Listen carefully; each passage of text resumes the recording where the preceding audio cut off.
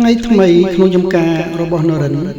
អ្នកគ្រប់គ្នាកំពុងឈរចោមរំមើលស្រីសុយរចនា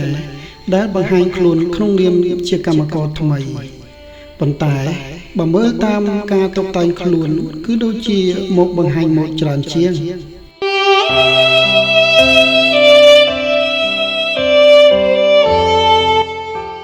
កញ្ញារូបស្រស់ពាក់អាវយឺតដៃវាលពណ៌សស្លៀកសម្ពួតអៀមវែងត្រឹមកជើងពណ៌ផ្កាឈូកស្រស់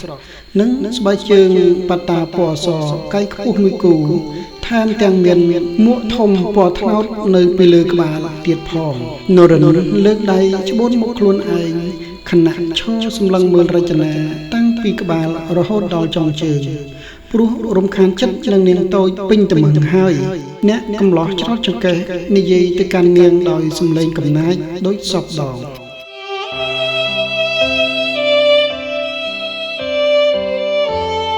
នាងមកបង្ហាញម៉ូដឲ្យមុខមើលឬអេលោកនិយាយស្អីហ្នឹងចុះលោកឲ្យខ្ញុំមកមើលថែដើមទៅរៀនឬ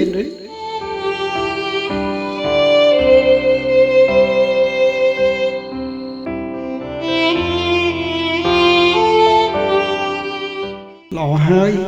ដែលនាងនៅចាំថានាងមកទីនេះដើម្បីអ្វីនោះខ្ញុំស្មានតែនាងមកថតរូបលេងប្រមាណសន្លឹកបង្អួតតាម Facebook រួចក៏ត្រឡប់ទៅដេកនៅផ្ទះវិញដោយព្រះនាងឯតាទើបស្លៀកពាក់បែបនេះមកធ្វើការរចនាតាមធម្មតាខ្ញុំស្លៀកពាក់បែបនេះឯងនាងប្រុងស្លៀកសម្ពុតឡើងដើមឈើនរណាមករៀននាងឲ្យស្លៀកពាក់បែបនេះចុះបើលេចស្អីចេញមកតើនាងគិតយ៉ាងម៉េចអាមនុស្សឆ្លើយណែឆាប់ចាប់បដូរសម្លៀកបំពាក់ចេញឥឡូវនេះភ្លាមទៅអាមនុស្សរោគចិត្តរចនានិយាយខ្សៅម្នាក់ឯងនាងនិយាយថាម៉េចចាំខ្ញុំទៅបដូរឥឡូវនេះខ្ញុំមិនចង់ឆ្លោះនឹងមនុស្សល្មុខអំណាចដូចលោកទេអស់ហើយអញ្ចឹងនោះ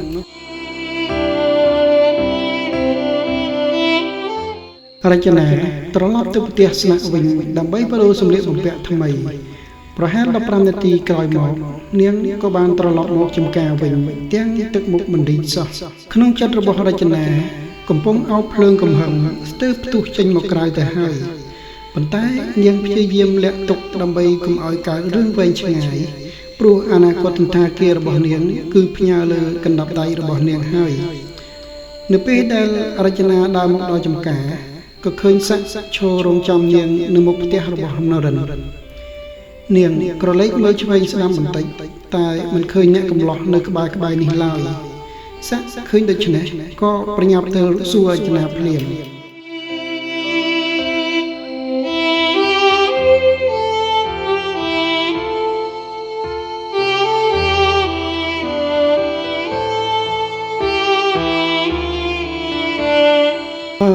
អត់ទោះនាងតើអ្នកនាងកំពុងសម្លឹងរោគអ្នកណាហ្នឹងគឺខ្ញុំរកមើលរចនាហៀបនឹងឧទានឈ្មោះនរិនទៅហើយតែក៏អាក់ទៅវិញព្រោះមិនចង់ឲ្យសាក់ដឹងថានាងកំពុងសម្លឹងមករកមើលម្ចាស់ចំការរបស់គេឡើយខ្ញុំកំពុងរកមើលអាត្នោតតើវានៅដែរឬទេអាត្នោតកម្មករនៅទីនេះគ្មានឈ្មោះអាត្នោតទេអ្នកនាងអាត្នោតគឺមិនមែនមនុស្សទេមិនមែនមនុស្សអញ្ចឹងមានតែខ្មោចតើអ្នកនាងបានជួបខ្មោចមែនឬទេទៀនអាត្នោតមិនជាខ្មោចទេអាត្នោតដែលខ្ញុំចង់រកនោះគឺកូនឆ្កែដែលនៅផ្ទះនេះតើវានៅឬទេកូនឆ្កែអូ តែនាងចង់សំដៅលើអាកូកាឆ្កែរបស់លោកនរិនតែមែនទេកូនឆ្កែដ៏គួរឲ្យស្រឡាញ់ក្បាលនោះឈ្មោះអាកូកាបាទលោកនរិនជាអ្នកដាក់ឈ្មោះឲ្យវា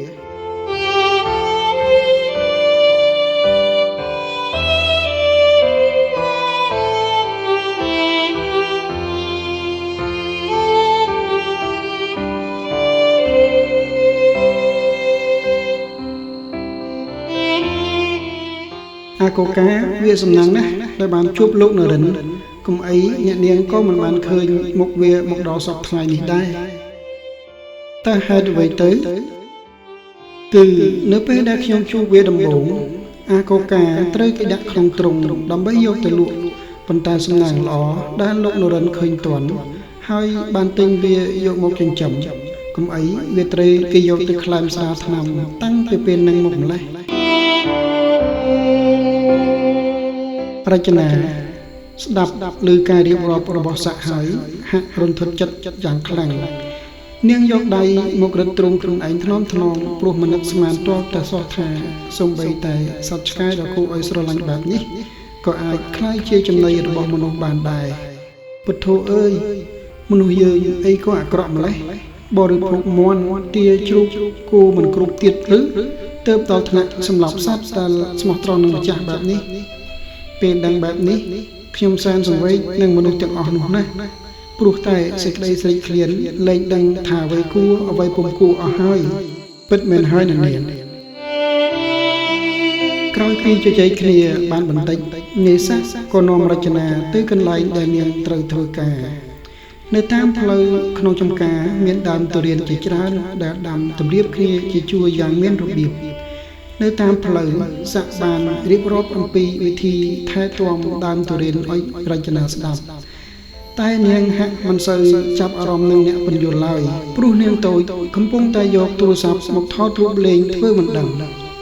លុះពេលស័កបែរមករកនាងក៏ប្រញាប់ទម្លាក់ទូរស័ព្ទចុះយ៉ាងលឿនរួចធ្វើពុតជាយកចិត្តទុកដាក់នឹងការពន្យល់របស់ស័កយ៉ាងខ្លាំងអីចឹងវិធីថែទាំគឺមានតែប៉ុណ្្នឹងទេតើអ្នកនាងយល់ច្បាស់ហើយឬនៅអ្នកនាងមានអ្វីចង់សួរខ្ញុំបន្ថែមទៀតទេចាស់ខ្ញុំយល់ហើយត្រឹមតែមើលថាដើមឈើប៉ុណ្ណឹងដូចជាគ្មានអ្វីលំបាកផងនិយាយអញ្ចឹងខ្ញុំភ្លេចថាខ្ញុំត្រូវមើលថាដើមឈើមួយណាហើយមួយនោះត្រូវឬអត់រចនានិយាយបណ្ដាចង្អុលទៅដើមឈើមួយដើមបណ្ដាដែលដើមឈើមួយដើមនោះរាងចាស់ជាងគេព្រមទាំងជ្រុះស្លឹកអស់មួយចំនួនមិនមែនមួយដើមនេះទេគឺ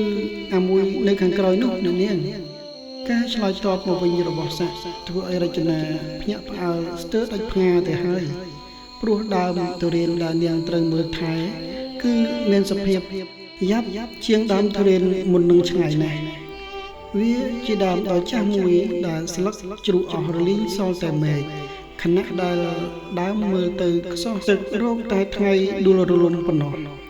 តើនាងត្រូវមកមើលថែដើមទុរេនដែលរងចាំតែថ្ងៃដួលបែបនេះបានដោយរបៀបណាទៅ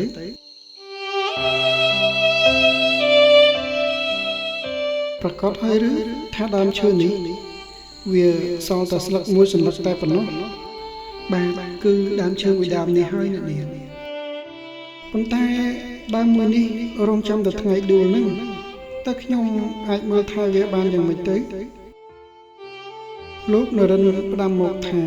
គាត់ផ្ដាំមកថាម៉េចខ្លះខ្លួនទីពឹងខ្លួនបើអ្នកនាងធ្វើឲ្យវារស់មិនបានទេដល់ពេលនោះ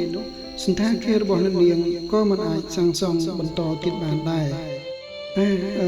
ខ្ញុំសូមលាសិនហើយអ្នកនាងឈប់សិនគ្រាន់តែនិយាយផុតពីមាត់ភ្លាមនេសាទក៏ប្រញាប់ដើរចេញយ៉ាងលឿនរកតែរចនាស្រែកខុតមិនទាន់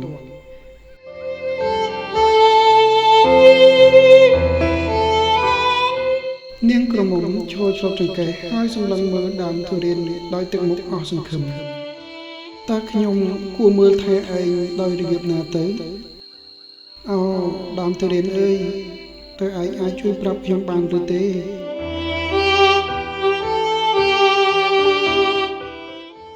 រចនាសម្រួលខ្លួនអង្គុយក្រោមដើមទុរេនដោយទឹកមុខអស់សង្ឃឹមភ្លាមនោះនាងស្រាប់តែប្រទះឃើញជីមួយបាវដែលទុកចោលនៅក្បែរនោះ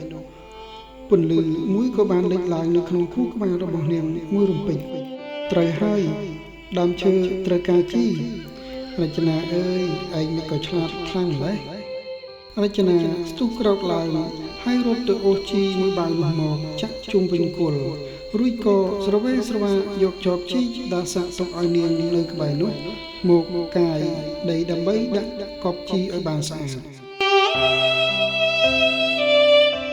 គ្រាន់តែមើលដើមឈើមួយដើមគ្មានអ្វីលំបាកចំពោះរចនាឡើយខ្ញុំឃើញប៉ាម៉ាក់មើលថែសួនផ្កាបែបនេះរហូតហ្នឹងមិនយូរទេដើមទុរេនចាស់នេះនឹងដុះស្លឹកឡើងវិញរួចក៏មានផ្កានិងផ្លែដល់ពេលនោះទុរេនធំខ្ញុំនឹងបេះវាយកទៅគប់ចំក្បាលអាតពេមុខស្វាព្រៃនោះឲ្យភ្លឺភ្នែកតែម្ដងចង់មើលងាយកូនស្រីពៅត្រកូលភូមិន្ទវាមិនងាយស្រួលដល់ម្ដងទេរចនាធ្វើការបណ្ដាលើកសរសើរខ្លួនឯងបណ្ដាព្រមទាំងរំលេចស្នាមញញឹមស្រស់ដោយសេចក្តីសុខចំពោះជ័យជំនះរបស់ខ្លួនស្រីតូចខំកាយដីក្រោមដើមទុរេនចុះឡើងរហូតដល់ល្ងាចទើបរួចរាល់ព្រោះជីមួយបាវធំដែលនាងបានប្រទះឃើញនោះគឺនាងបានចាក់ទាំងអស់ដើម្បីឲ្យដើមទុរេនឆាប់រស់ឡើងវិញនាងប្រុងដាំថ្ងៃនេះហើយប្រមូលផលនៅថ្ងៃស្អែកតាមមែនឬទេក្រោយពីដាក់ជីរួចស្រីតូចបានប្រមូលសម្ភារៈយកទៅទុកនៅកន្លែងដើមវិញរួចបោះដៃយ៉ាងស្អាតហើយបានមកឈរចប់ចង្កេះសម្លឹងមើលទៅស្នាដៃរបស់ខ្លួនដោយមានមោទនភាពចាំមើលណានាងស្វាខ្ញុំនឹងធ្វើឲ្យលោកភ្លឺភ្នែកម្ដង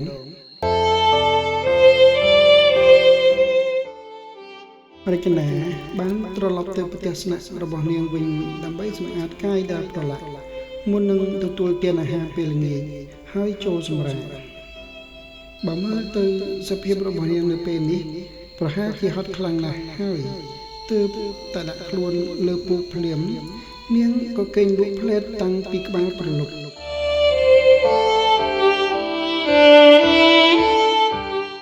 ដើមទុរេនដែលរចនា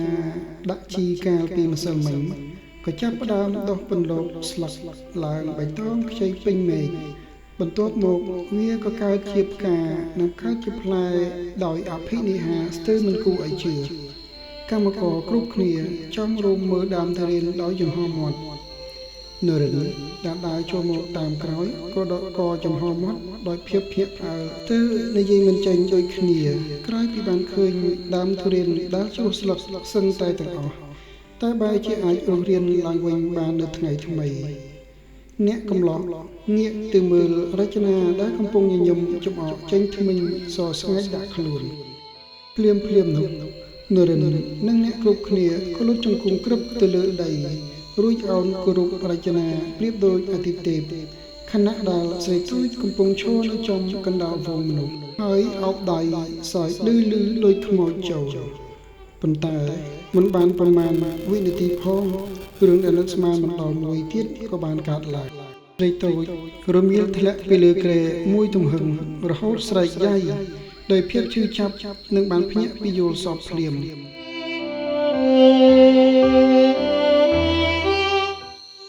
ពធអើយយល់សពសោះរចនាព្យាយាមក្រោកឡើងវិញយ៉ាងលំបាកហើយបានយកដៃទៅស្ទាបចង្កេះដែលកំពុងឈឺទាំងមុខជូរប៉ុន្តែនៅពេលដែលគិតដល់យល់សពមុននេះម្ដងទៀតនាងក៏បង្ហាញស្នាមញញឹមនៅនឹងចុងមាត់ខ្ញុំចង់ដឹងណាស់បើយល់សពអំបញ្ញមិញខ្លាចជាការពិតតើនាងម្នាក់នោះនឹងធ្វើមុខបែបណាទៅហាគ្រាន់តែគិតក៏មានក្តីសុខបាត់ទៅហើយរចនានិយាយម្នាក់ឯងសើចម្នាក់ឯងក្នុងបន្ទប់ធ្វើឲ្យផ្អើលដល់ជិញ្ចក់ដែលទុំនៅជញ្ជាំងរត់ចេញអស់កន្លងផុតទៅប៉ុន្មានម៉ោងព្រះអាទិត្យក៏ចាប់ផ្ដើមរះម្ដងទៀតហើយបាននាំយកពន្លឺស្រស់ថ្លាមកគ្របដណ្ដប់ភពផែនដីជាថ្មីរចនាចុះពីលើផ្ទះហើយរួចរះដើរមកស្រស់ស្រូបអាហារពេលព្រឹកដែលមានទេវីបានរៀបចំឲ្យទាំងទឹកមុខស្រស់ស្រាយ ស្រីក្រមុំញញឹមផងក្រហមផងធ្វើឲ្យមេងទីវីដែលនៅក្បែរនោះងឿងឆ្ងល់ខ្លាំងចំពោះអាការៈប្លែកៗរបស់ចៅហ្វាយស្រីមើលទៅអ្នកនាងថ្ងៃនេះដូចជាអារម្មណ៍ស្រស់ស្រាយចម្លែកយប់មិញខ្ញុំចូលសពល្អណាស់នេះទើបភ្ញាក់ឡើងក៏មានអារម្មណ៍ល្អតាមនឹងដែរទៅយល់សពបានឃើញគូព្រេងឬអ្នកនាងគូព្រេងគូព្រឹត្តអីទេមីងអត់មានទេគ្រាន់តែយល់សពធម្មតាដែលជួយឲ្យអារម្មណ៍ស្រស់ស្រាយតែប៉ុណ្ណឹងឯង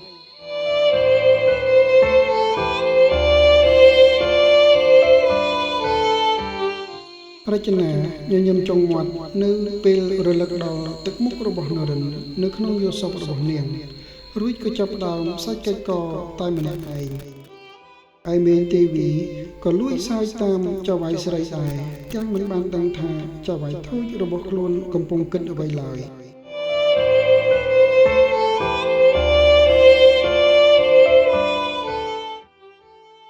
ខណៈនោះសំណាញ់របស់នាងក៏ត្រូវបានកាត់ផ្ដាច់ដោយសារតែកូការត់ចូលមកធ្វើឲ្យនាងរៀងភ្ញាក់បន្តិចវងអាកូកា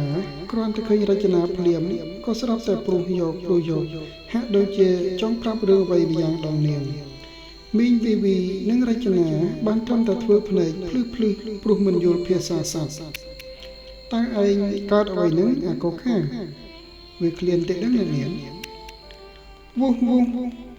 ម្ដងនេះអាកូកាមិនត្រឹមតែស្រែកព្រោះប៉ុណ្ណោះទេថែមទាំងរត់មកចិត្តរចនា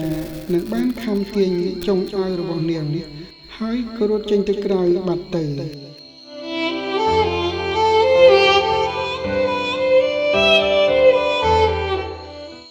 រចនាហាក់យល់បំណងរបស់វាក៏ងាកទៅនិយាយនឹងមីងទេវីបន្តិចមុននឹងរត់ទៅតាមពីក្រោយអាកូកាមីងមើលទៅអាកូកាប្រហែលជាចង់នាំខ្ញុំទៅកន្លែងណាមួយហើយខ្ញុំសូមទៅតាមវាសិនចាអញ្ជើញអ្នកនាងនិយាយចប់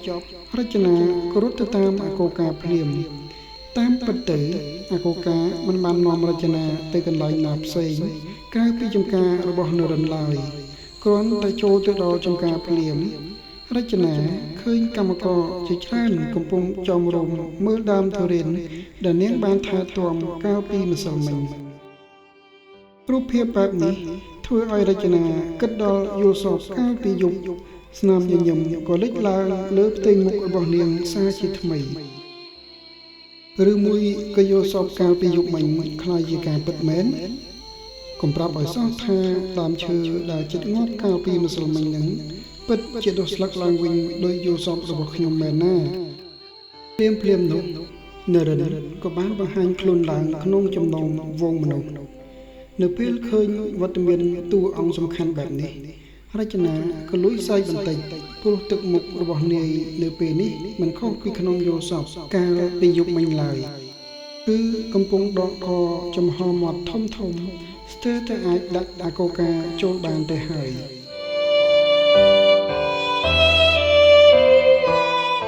លោកនរិនធ្វើមុខបែបនេះមានន័យថាដល់ពេលដែលខ្ញុំត្រូវចូលទៅកណ្ដាលហ្វូងមនុស្សដើម្បីឲ្យគេថ្វាយបង្គំតើត្រូវឬអត់រចនាលួចសើចម្នាក់ឯងតិចសាជាថ្មីមុននឹងបោះជំហានចូលទៅក្នុងហ្វូងមនុស្សដោយភាពក្លាហាននិងមានអាកូការត់ត្រុកពីក្រោយផងដែរស្របពេលដែលនរិនកំពុងសម្លឹងមុខនាងដោយកៅភ្នែកធំដល់កំណាចកៅភ្នែកពិឃាតរបស់អ្នកកំឡោះម្ចាស់ចំការបែរជាធ្វើឲ្យរចនាចាប់ផ្ដើមមានអារម្មណ៍មិនល្អព្រោះអ្វីគ្រប់យ៉ាងហាក់មិនដោយការយល់សប្តិរបស់នាងទាល់តែសោះមកដល់ហើយឬអ្នកនាងជើងល្អគ្រាន់តែឃើញរចនាដើរមកគៀកនឹងខ្លួនភ្លាមនរិនក៏បន្លយសម្ដីមួយឃ្លាដាក់នាងផ្លែតដោយមិនបង្អង់យូរនាងបានធ្វើអ្វីខ្លះកាលពីម្សិលមិញតើមាននឹងខ្លួនឬទេម្សិលមិញខ្ញុំបានធ្វើតាមអ្វីដែលលោកបញ្ជានោះអីខ្ញុំបញ្ជាឲ្យធ្វើអ្វីខ្លះនាងនិយាយមកមើលលោកប្រាប់ខ្ញុំឲ្យថែទាំទុរេនមួយនេះរចនានិយាយបណ្ដាចង្អុលទៅកាន់ដើមទុរេនដែលស្ថិតនៅក្បែរខ្លួនបណ្ដា តែនាងក៏អាចសម្ដីពាក់កណ្ដាលទីក្រោយពីបានឃើញសភាពដ៏គួរសង្វេគរបស់ដើមទុរេនដែលនាងខំប្រឹងដាក់ជីកាលពីម្សិលមិញនេះឬការថែទាំរបស់នាងខ្ញុំបញ្ជានាងធ្វើឲ្យវារស់មិនមែនមកបង្ហើយឲ្យវាឆាប់ងាប់ដូចពេលនេះទេប៉ុន្តែខ្ញុំបានដាក់ជីឲ្យវារួចហើយដាក់ជីស្អីនាងគឺដាក់ជីដែលទុកចោលនៅក្បែរដើមទុរេននឹងហើយខ្ញុំបានដាក់ជុំវិញគល់ច្រើនណាស់គួរណាស់តែរស់ឡើងវិញខ្ញុំមិនយល់ថាហេតុអ្វីទើបវាស្រាប់តែងាប់បែបនេះទេចំជាល្ងងមែនលោកថាឲ្យនរណាខ្ញុំថាឲ្យនាងនឹងហើយតាំងពីកើតមកខ្ញុំមិនធ្លាប់ឃើញអ្នកណាឆោតដូចនាងឡើយជីដែលគេទុកចោលមិនប្រើការនាងបែរជាយកមកប្រើនាងមិនដឹងទេថាជីទាំងនោះខូចប្រើការប្រមាណអូខ្ញុំមិនដឹងទេបើមិនដឹងហេតុអ្វីមិនចេះហៅមាត់សួរនាំអ្នកដែលគេដឹងទៅឬនាងគិតថាខ្លួនឯងពូកែខ្លាំងដល់ថ្នាក់អាចដោះស្រាយគ្រប់បញ្ហាបានឥឡូវមើលចុះតើនាងឃើញលទ្ធផលនៃភាពល្ងងខ្លៅរបស់នាងដែរឬទេត្រឹមដើមឈើមួយដើមសោះនាងមិនទាំងដឹងផងថាត្រូវថែទាំបានដោយរបៀបណាចំណងបើមនុស្សរាប់សិបនាក់ដែលស្ថិតក្រោមការគ្រប់គ្រងរបស់នាងនៅថ្ងៃអនាគតតើនាងនឹងដឹកនាំជីវិតរបស់ពួកគេឲ្យរីកចម្រើនដោយរបៀបណាទៅបើមានអ្នកគ្រប់គ្រងល្ងីងើដូចនាងសន្តាគារនោះមិនបាច់សាងសង់បន្តនាំទៅខាតប្រាក់ទេព្រោះមិនយូរមិនឆាប់គង់តែដួលរំទៅវិញមិនខានហ្នឹង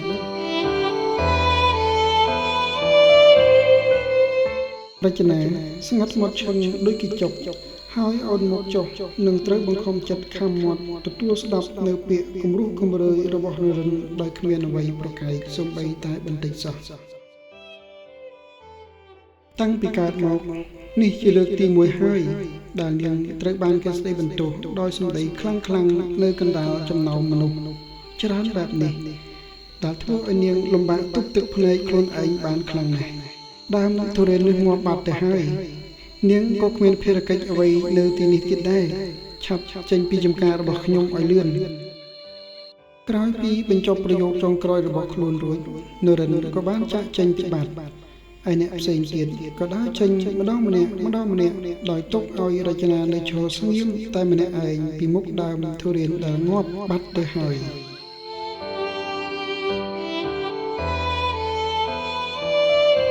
ទីបំផុត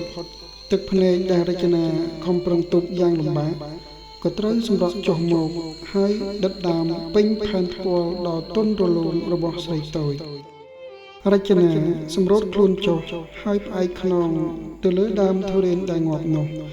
រួចសង្ងំយំអោនក្បាលជង្គង់យ៉ាងកំសត់តែម្នាក់ឯងខ្ញុំពិតជាមិនដឹងមែនថាជីនោះប្រើការមិនបានខ្ញុំគ្រាន់តែចង់ឲ្យឯងរស់ឡើងវិញប៉ុណ្ណោះប៉ុន្តែខ្ញុំបែរជាធ្វើឲ្យឯងងាប់ទៅវិញខ្ញុំសុំទោសផងណាដើមទុរេន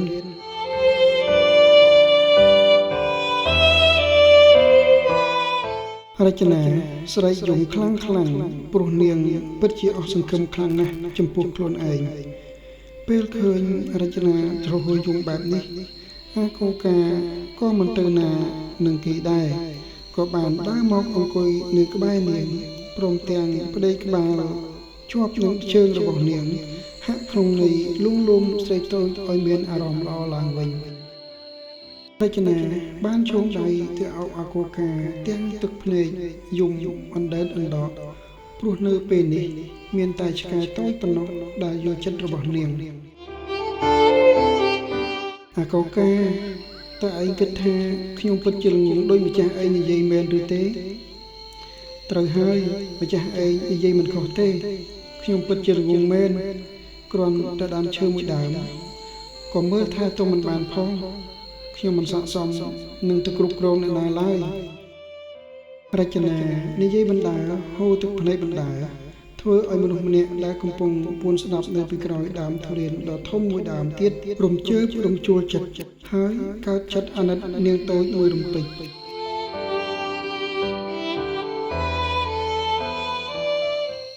ពិតទៅនរិនក៏មិនបានទៅណាចោលនាងទេនេះគ្រាន់តែធ្វើជាចាក់ចេញបន្ទាប់មកក៏ឈរចាំមើលនាងនៅក្បែរនោះនរិនហាក់នឹកស្ដាយក្រោយដែលខ្លួនបានប្រើពាក្យសម្ដីធ្ងន់ធ្ងរដាក់នាងខ្លាំងពេកទាំងដែលខ្លួនបានដឹងទៅហើយថាក្មេងស្រីម្នាក់នេះគឺជាអ្នកទីក្រុងមិនធ្លាប់កាន់ចបជីកសំបីតែបន្តិចណាឡើយក្រោយព្រះយមអស់មួយសន្ទុះរចនាក៏បានដើរត្រឡប់ទៅផ្ទះវិញដោយមានអាកូកាជាអ្នកនាំផ្លូវហើយនរិនក៏បន្តសង្កេតមើលដំណើរនាងពីក្រោយរហូតដល់នាងចេញផុតពីចំការទៅ